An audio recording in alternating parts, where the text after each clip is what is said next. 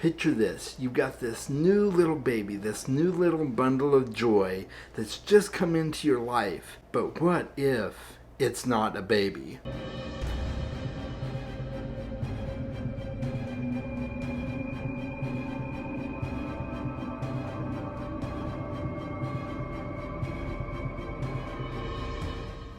Welcome back to the channel, Book Dragons. I'm really glad you're here with me. I've got a book review for you today, so we're going to get to that in just a couple of minutes. Make sure that you like the video if you enjoy it. Subscribe to my channel, join my Discord, join my Patreon if you want to support me there. And let's get right to this review. Not long ago, I read The Changeling by Victor Lavalle. My first experience with Victor Lavalle was a book called The Ballad of Black Tom, and it's just a short little novella, and it was just absolutely brilliant, blew me away. It told me that I wanted to read more from Victor Lavalle, and The Changeling was the next one on my list, and at the time I put it on my list, which was like at least 3 or 4 years ago, a lot of people were saying how good it was. And I don't know why it took me this long to read it, but I finally read it, and I absolutely loved it, and we're going to talk all about it. And it is inspired by a piece of folklore surrounding fairies, or the fae. The basic premise is that when a baby is born, if one of the fae catches sight of this baby and is just completely enamored with it, they will kidnap that baby and replace it with something that is not a baby. It looks like a baby, it sounds like a baby, it eats like a baby, but something deep inside will tell you that this is not my baby. And that's because the fae have stolen the real baby and taken it to their realm to raise it as one of their own. Or to maybe do other unconscionable things with this baby. But we won't go there. That's the general premise of that little tidbit of lore surrounding the fae. And this book is based on that concept.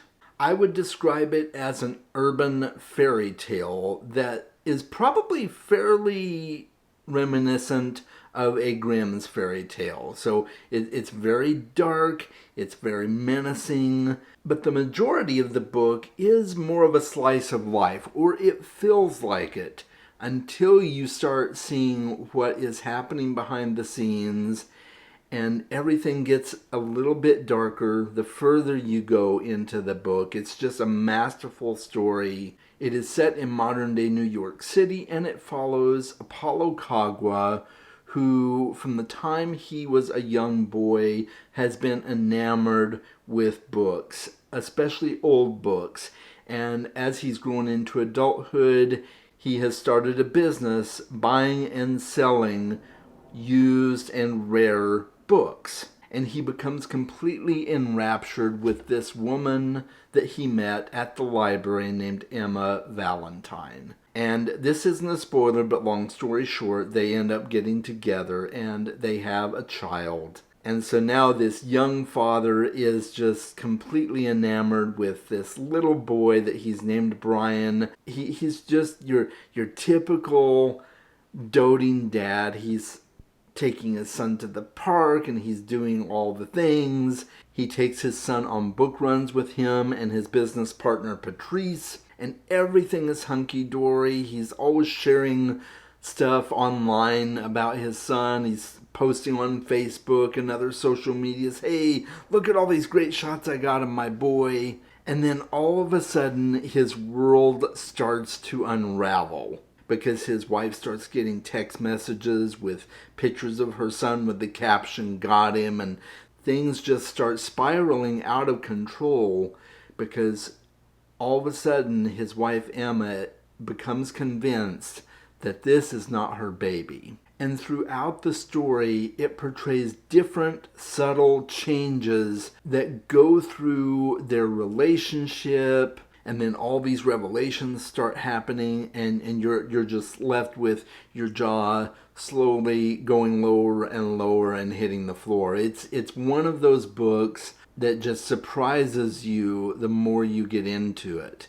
And because a lot of the book is kind of this slice of life, it is kind of a slow burn, and yet it just keeps your interest somehow. It's just you're just following the lives of this average African American couple, eating up every minute of it, and you just continually want to see what's going to happen next in this saga of young parenthood and the dangers that they don't expect are lurking under the surface of their seemingly normal life. It's just a fascinating read. So as far as the characters go, I've mentioned Apollo Kagwa, his son Brian, his wife Emma Valentine.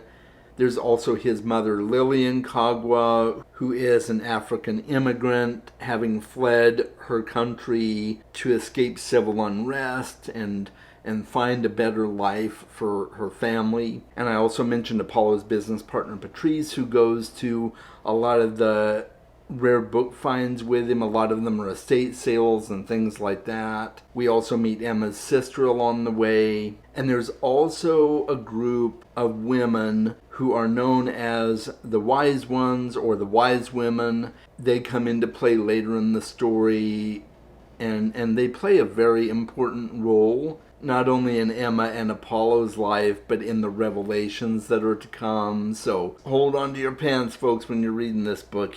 There's so much that starts to be revealed once we meet the Wise Women. And even though it's a small cast of characters, I felt like I got to know the characters really well. And I really enjoyed the way that he developed them and kind of told some of their backstories.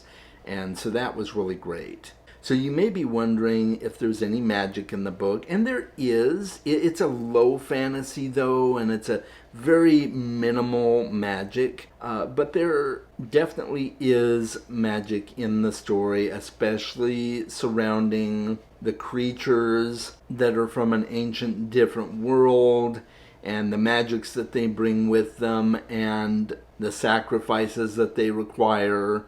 So you definitely get some fae magic in this story. And then there's a little bit of mysticism because early on in the story, Emma Valentine goes on a trip to a different country and meets with a fortune teller there. And there's a little bit of kind of more mysticism than magic wrapped up in that. So, but it is there. It's very subtle.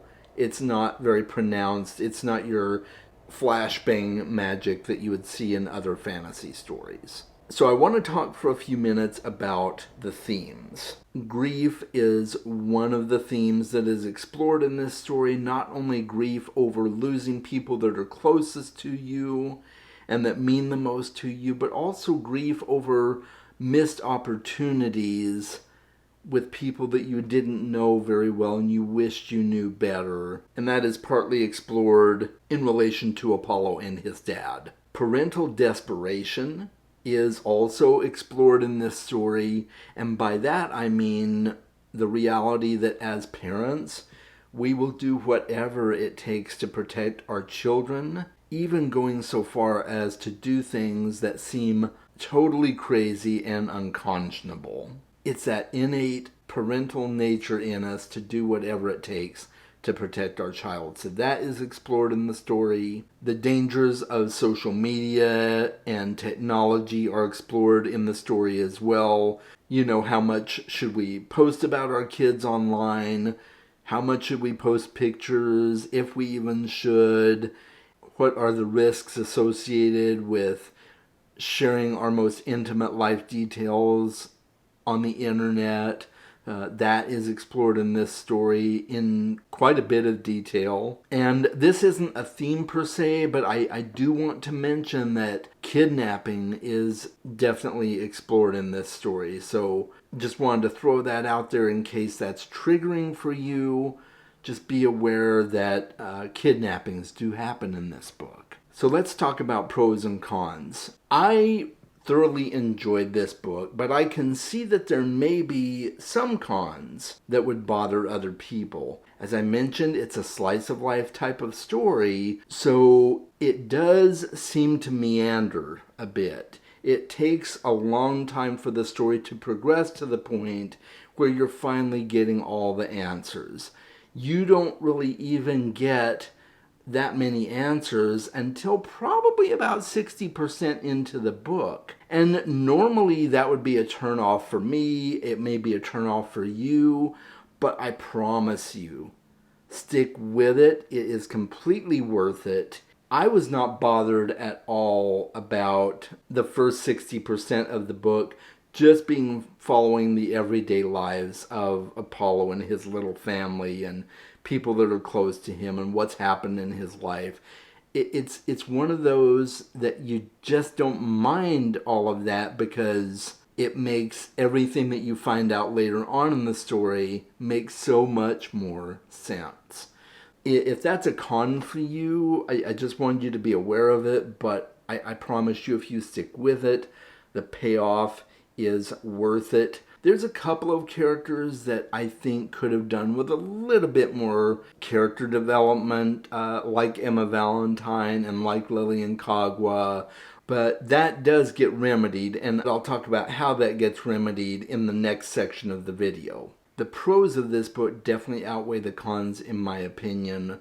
Overall, the character development is fantastic. The world is very relatable because it's in the United States and it's set in New York City, which the mystique and the draw of New York City is really palpable. I think personally, I would love to visit New York City, and one of these days I will. It's just one of those cities that you hear about and you have these romantic thoughts about what New York City might be like. So it's a very relatable book in that respect since it takes place there. And I felt like the struggles of the characters in the story were really realistic and believable. And even though the themes in this book are dealt with in very extreme ways, I felt like it was also very tastefully done. And there was just enough magic to hold my interest.